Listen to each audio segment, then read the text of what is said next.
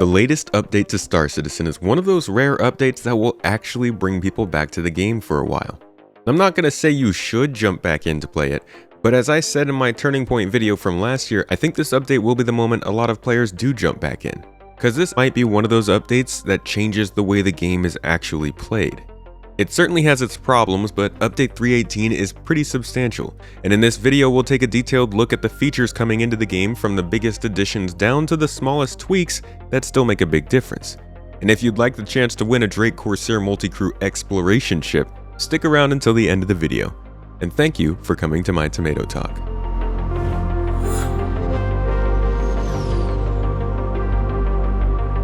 While 3.18 hit the PTU testing phase in 2022, it officially missed every launch target of the year and slipped into a 2023 live release. This is key to get used to going forward, as delays are pretty common in this environment. It'll likely still be some time before this patch goes live, but all of the features I'll be covering here are based on the testing servers, so some things could change just a little bit before it reaches your hands.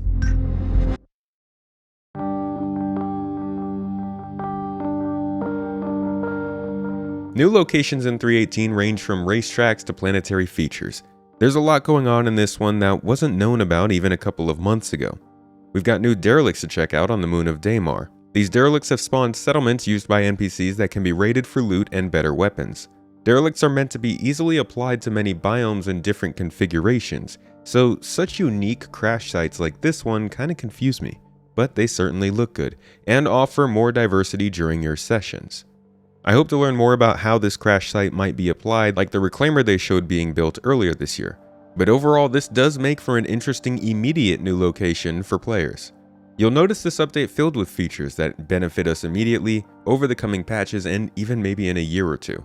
This update has a nice balance of that. Now, the new sand caves, on the other hand, don't even have any missions associated with them. They are beautiful areas, much better constructed than the current rock caves, but significantly smaller. And the verticality and more contrast-heavy lighting makes them much more interesting to walk around.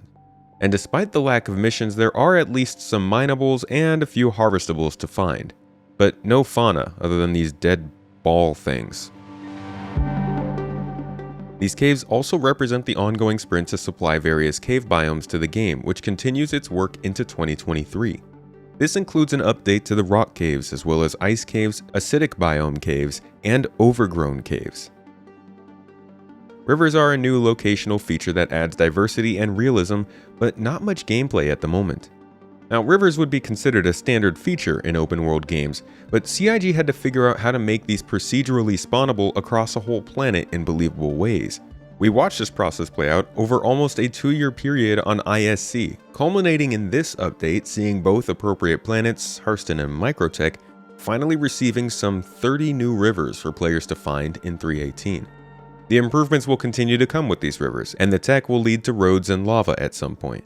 But for now, they mostly represent a successfully scaled tool in the pile of development systems in Star Citizen.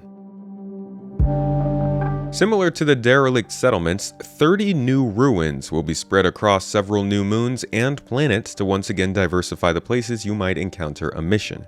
They also help gameplay to diversify from cramped underground spaces to open-aired arenas.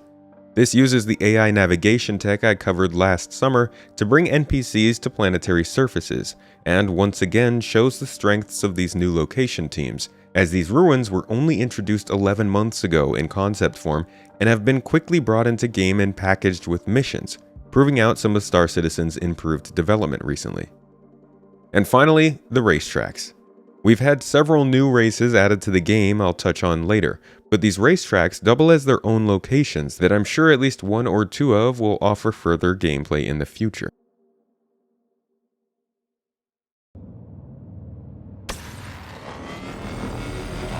Moving on to gameplay, let's dive straight into the deep end. Salvage. How is it?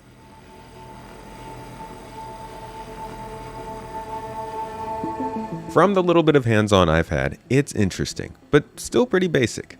Now, I think it makes sense for the basic form of the career to be pretty basic, so that's not a knock, but it's not enough on its own to be called salvage, which is why the more advanced form of the gameplay is in development. But why should this new addition, called hull scraping, be basic? Well, you're doing the bottom of the barrel work. You're taking scrap as opposed to components or actual structural material. It's fun on its own, but it's only a piece of the career. And while it may pay okay right now at around 7,000 UEs per SCU, the same as Quantanium, it'll likely remain a job for beginners who just got into the game, and in addition to the more serious salvage later on. And when it comes to the handheld version, this significant increase in time it takes to salvage the same amount as the ship leads me to believe it'll be more useful for repairing than salvaging for any monetary purpose anyways. Besides all of that, I do enjoy every bit of salvaging though. It really feels like it comes together with some of these newer features. It's extremely nice that when salvaging via ships, you can eject what you've collected to be stored or transported somewhere else via somebody else's ship, which means you can just live out in space, finding derelicts, collecting scrap, shipping them off to stations, getting paid, and going to sleep. Bed logout might not be that reliable right now, but at some point, this will be a reality. And the actual act of salvaging is actually quite different from mining and execution, something that people were pretty worried about. While the idea of a laser impacting a target is the same, it comes off as much more relaxing and less focused on timing. You're simply uncoding the side of a ship at your own rate and just cruising through the asteroid belt looking for new targets. It's peaceful, it's methodical, and honestly, it's a little pleasing. And while you're scraping away the hull, you can swap out or spread out your lasers for better coverage. And there is even an optimal rate of movement to scrape a ship at the fastest rate, getting the most scrap while taking the least amount of time. So there's a little bit of a skill gap there. It's not everything we're looking for, despite the long wait, but it's definitely worthy of a new career path, and I'm really enjoying it so far. But that's all about the gameplay of salvaging. The significance of this feature dropping into the game is the actual profession itself. The last industrial profession we saw was mining in 2018. And even now, development is pointing towards salvaging taking the next step very quickly. This wasn't an insignificant addition to the list of career paths in the game, and I look forward to seeing how it continues to grow in the future. Keep an eye out for my feature deep dive on the game loop sometime early next year, and I'll talk more in depth about what I think of it. Stealthy additions, this feature also introduced the ability to scan and locate derelict ships, another step forward in exploration gameplay. It also introduces a temporary form of crafting, in which you can use repair material you scraped off of ships to craft multi-tools. This is a temporary handhold until we get more used to having tractor beams around, but still pretty cool, and a little teaser of the future.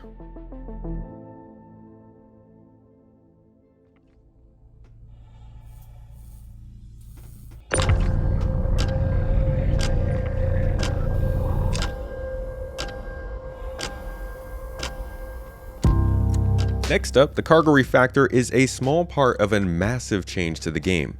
It marks the physicalization of all cargo in a ship. Everything from the loot you find to the commodities you trade to the boxes you trade for a courier mission are now physicalized, able to be moved, and able to be stolen. There is also a cargo grid in each ship you can snap commodity boxes to for better organization and easier use.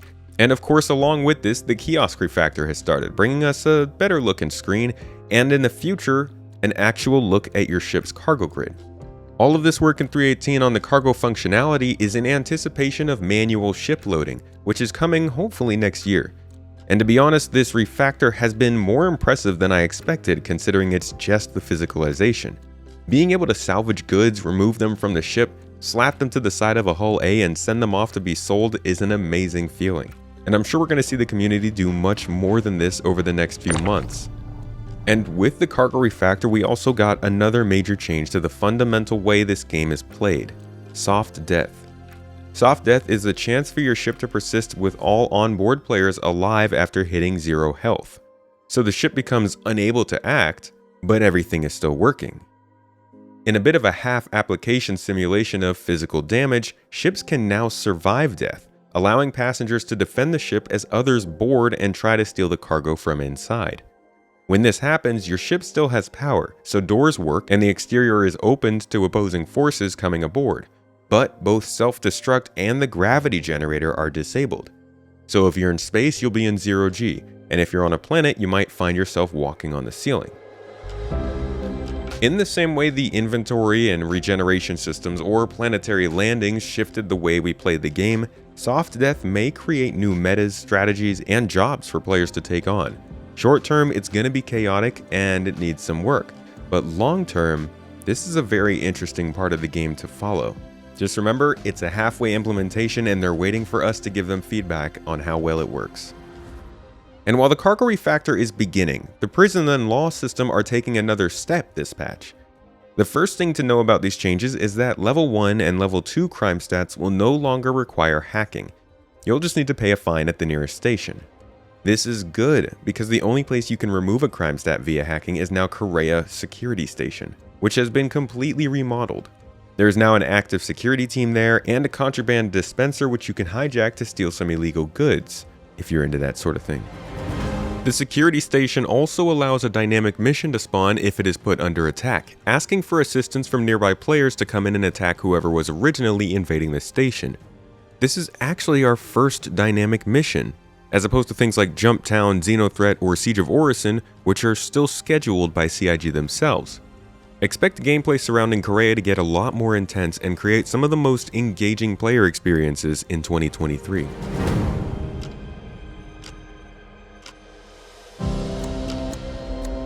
If you don't end up making it to Korea, inside of the prison there are also some new missions available to you, NPCs walking around the caves that can be looted for valuables, and a new way to escape the prison and the moon on your own. This will likely be useful once you can just get out of Stanton instead of getting chased all the time. You'll be able to take a special mission from a mission giver that guides you through finding an escape vehicle on the surface of Aberdeen, the moon where the prison is. It's a nice diversification of gameplay and a welcome addition.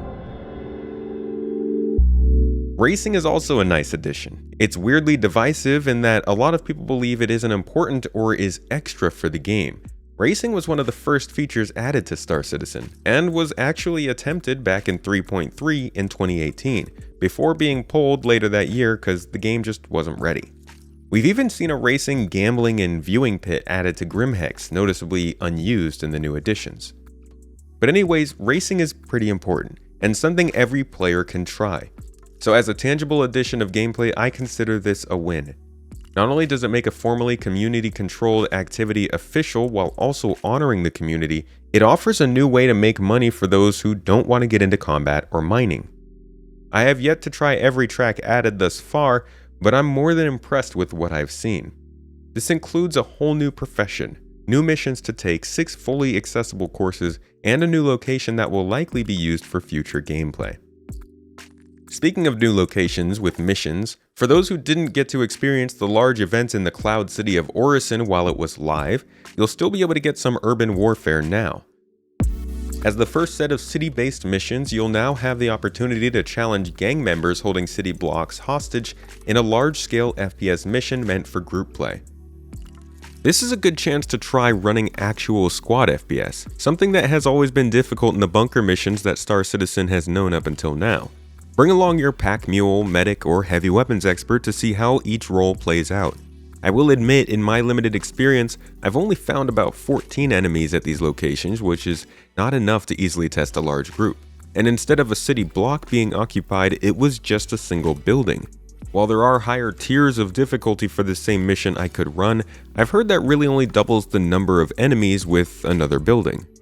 Not quite the city block I was hoping for, and while you'll be able to run some good squad FPS, it won't last very long.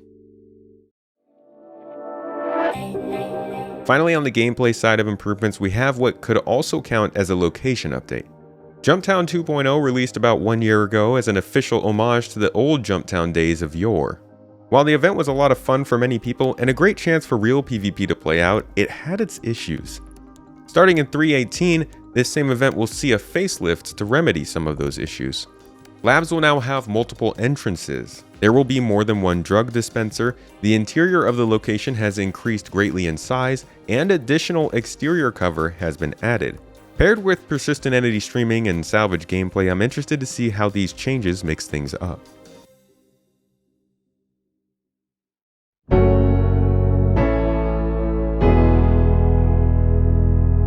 On to the most important parts of this update.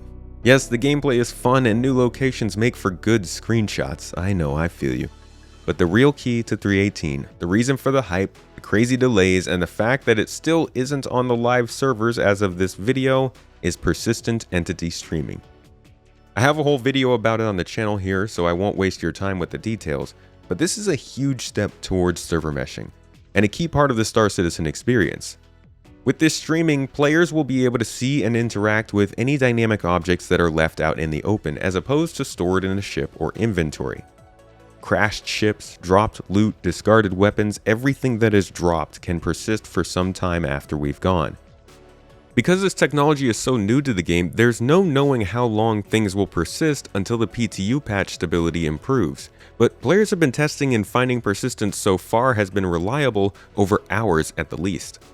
The major downside here is that while the shard will have a history that plays out and always exists for players to discover, getting back to the same shard you were on will not be achievable on demand. Matchmaking will try to put you on your last shard, but it's more than likely full, automatically sending you on to another. I personally like that each space I enter now has a history, loot, crashed ships, bodies, it's fun to see, but not being able to easily reconnect to my shard of choice is annoying.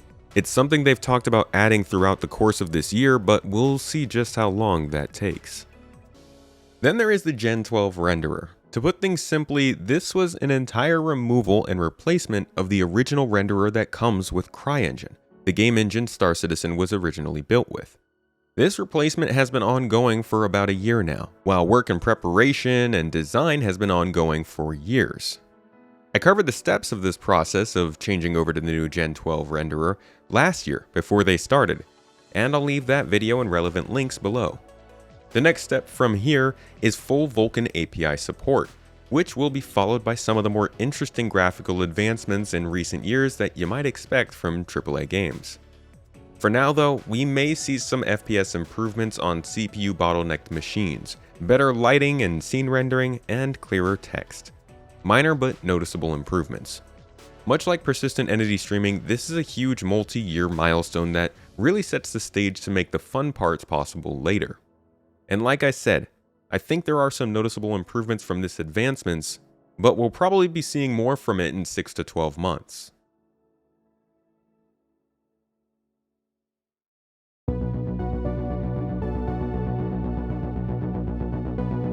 And now on to the extras for this patch, the smaller additions that don't really make the headlines. But oh my gosh, these smaller additions are getting big.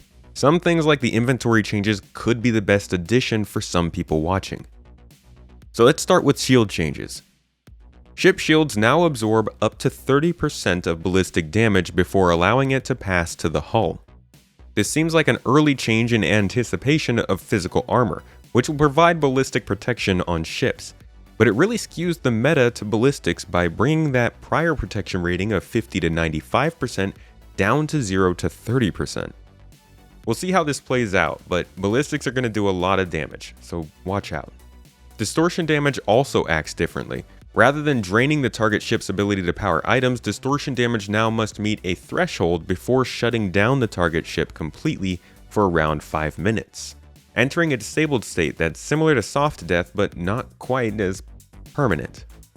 Something else I mentioned briefly earlier are the scanning changes in this patch. For years now, the only thing you could ping and scan were mineable rocks, and eventually other player-flown ships. With this patch, we see the addition of derelict spaceships and cargo boxes.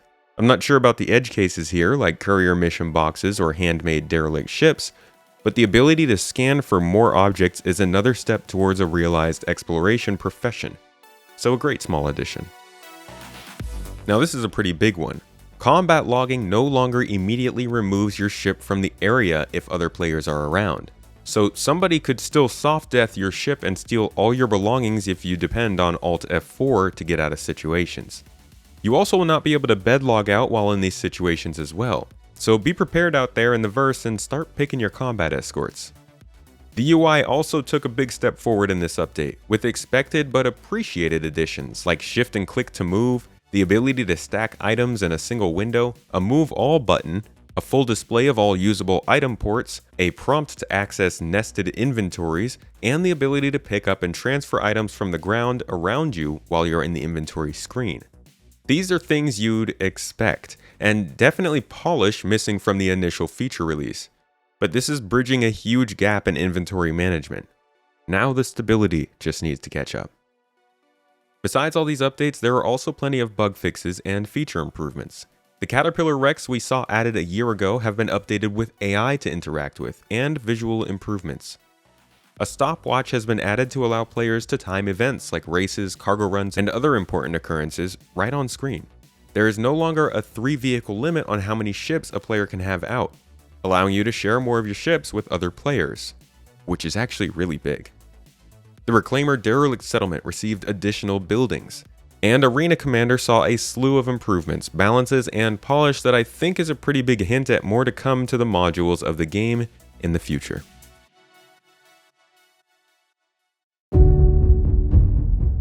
I may have missed some features here, but it's clear 3.18 is a big step forward for the game. Not only did it create entirely new gameplay opportunities with the tech improvements, it set the stage for much more down the line, from physicalized components to server meshing. Persistent entity streaming, the Gen 12 renderer milestone, soft death, and salvage gameplay all represent some pretty major long-term goals for CIG, and including another profession in the patch is a pretty good look. This is the key to 3.18. The addition of substantial, immediately beneficial additions to the player, features that can grow in the following patches, and changes that will leave long-lasting impacts that may not yet be felt. It's a balanced and fulfilling patch with something for most people, despite some disappointments in some of the new locations. It was the major patch of 2022, but unfortunately it missed that mark. This update is not coming in 2022, making that year decidedly worse. But the wait for 3.18 was worth it, at least in the PTU. And while this very well may be the most substantial patch since 3.0, I think it's only the beginning of Star Citizen becoming much more playable. And I'll be covering all that development in any number of ways, whether it be podcast streams, videos, or more podcasts. Consider subscribing for all the Star Citizen goods, and make sure to check out my giveaway below to win a Drake Corsair multi-crew exploration ship for you and some buddies. And if you missed it, I've hidden a secret code in this video that will get you a couple more entries into that giveaway. You'll also be able to find a few more in my next few videos. And while this has only been my first impressions of Alpha 3.18, I still have a lot more to explore. But I hope you learned something new in this video, and I'll catch you in the next.